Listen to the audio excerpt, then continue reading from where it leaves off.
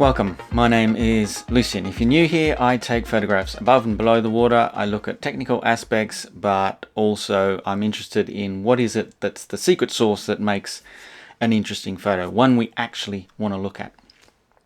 Today I'm going to talk you through some photographs I took on a beach in Galicia where there were some small waves. It was the end of the day, it was a really short swim. So I'll put up on the screen now one of these sides the gear that I was using on the day, so you've got that, you know what I was using. I'll talk you through some of the photographs that I took. This is something of an unfinished video because I didn't record an intro or an outro. I've got no idea how these other YouTubers do it. They make it look so easy, just with all this stuff that they take on location. I obviously have too much to think about when I'm down there taking photographs. Anyway, the advantage I've got now is that I've actually seen the photographs and I can talk to them with some kind of knowledge because I've actually seen them. So let's get into it. Getting set up at the beginning of the session with settings appropriate to the conditions and the intended images is critical. Then there are less things to think about when you're out in the water. On this occasion the light was low on the horizon, making for some great side light. It was quite late in the evening. The water was pretty churned up, so I knew I was going to be making photographs above the surface for most of the shoot, and I wanted to get mainly people shots with the beach and the ocean as a backdrop to that. But the thing to remember is that I was really just going for a quick swim with my partner, so it wasn't like a major operation. To isolate my human subjects, I set an aperture of 2.8, and to make sure I froze the action of the subject, I set a minimum shutter speed of 1/1000th of a second, auto ISO and auto white balance. I had the 16 to 35mm lens on, mainly set at 35. I like this focal length because it gives some good contextual background for the subject. In other words, it is useful for an environmental portrait because it includes some of the background, some of the context. I have a number of different lenses that have 35, a couple of prime 35s. I can't get enough of 35. If it was the one focal length that I could only ever use again, 35 would be it. Hands up if that's you as well, let me know in the comments. I keep water droplets off my lens port with a little squeegee, and here it is. It's a great little thing. It's even got it's actually not designed, see if I can show you that. It's a squeegee, which is just it's designed for the bathroom, I think. I can't take credit for that. I saw that on Tom Wood's YouTube site, which is a really great site if you're interested in underwater photography. Previously I used this one, which I can show you, which did pretty much the same thing. The reason I swapped to that one is because it had the hole in there, and this one I used to have to sort of shove down my bathers, which is not a great place to put it, to be honest. So yeah, that is a great tool for keeping water droplets off your lens port. If you've dropped more than £1,000 or however much your underwater case cost you, because these are pretty expensive, this is a really cheap investment in my view. I said that this was a short swim. It wasn't particularly planned, but I think even for a short swim it's often worth getting your camera out and just making some photographs, especially when the light is as good as it was on this particular day, because the more photographs you take, the more practice you have, the more you feed back and you look at what you've done and you improve. So I'm talking about myself there when I say you. That is why I took the camera out, even though it was only about a 10-minute swim. It wasn't very long. I took some close-ups of Ma with that golden evening light lighting up her face.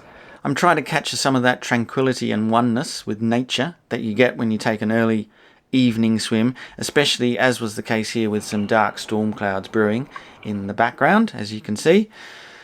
The fast shutter speed froze the movement of the water, lending it that distinctive smooth appearance that you get with fast shutter speed in water.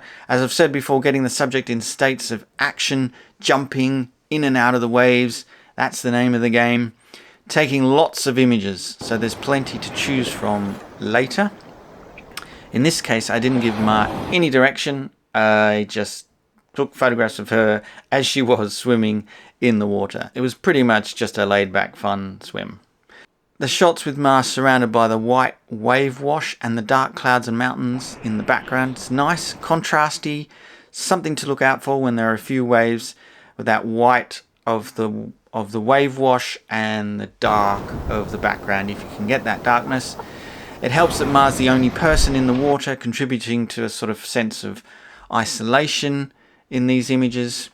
I get this sense, particularly when it's just Ma's hands picking up from the ocean, like she's been swallowed up by it. Of course, that's just my interpretation. That's the beauty of photography. We can interpret it in all sorts of ways, mainly based on our own history and context and the way we think. So that's one of the reasons I love photography. Of course, if you did have people in the background, just a technical note, it's really simple, particularly with this sort of out of focus background, to just use the heal tool in Lightroom to just get rid of people in the background. So I wouldn't stress out if there were some people swimming and you wanted to eliminate them just to focus attention on the subject, then, you know, that's fair game in Lightroom if you ask me. By the way, you might have noticed that Ma took some footage of me, which I've incorporated into this video. I've been trying to come up with some creative ways of capturing these underwater sessions, because obviously I can't have a tripod there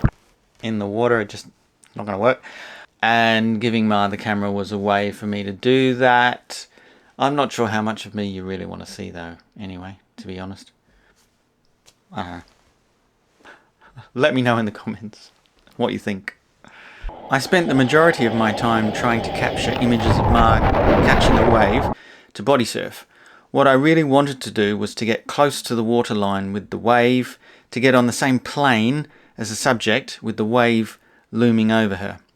A few photos of Ma from behind as she waited for a wave to approach capture to me that sense of anticipation when you're waiting for a wave.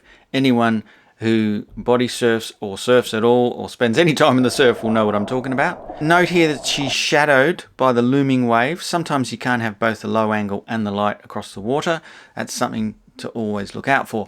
The shot I was most pleased with came while I tried to capture this low angle shot, getting in alongside Ma in the wave just as she caught it. She's at the top of the wave and the distinctive hill of the wave is leading down to the right of the frame and completes the narrative of this action shot for me. I've ensured the horizon line is dead straight, which I do with all my photos pretty much all the time, to accentuate this, as well as changing the aspect ratio to a 16:9 to mirror that stretched out wave leading from one side of the frame to the other. And yes, I know that's not the biggest wave that Ma could have possibly caught.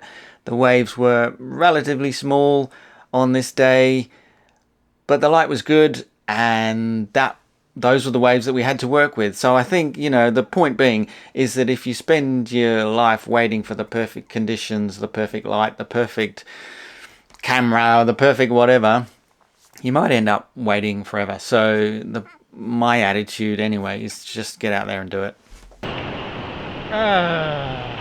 Whoops. There's some big fucking holes here.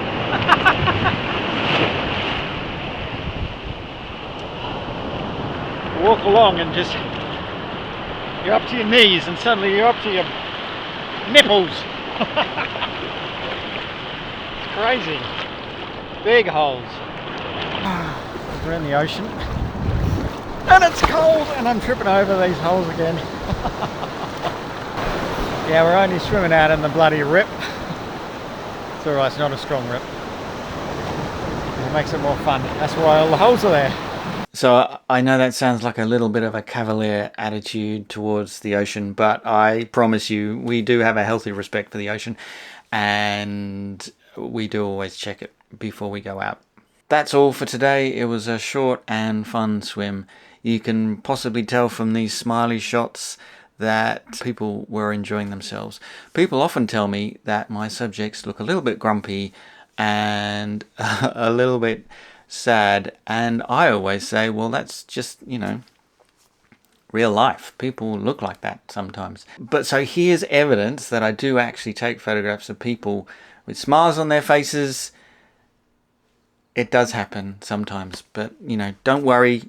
Next week we'll be back to frowny faces, I promise.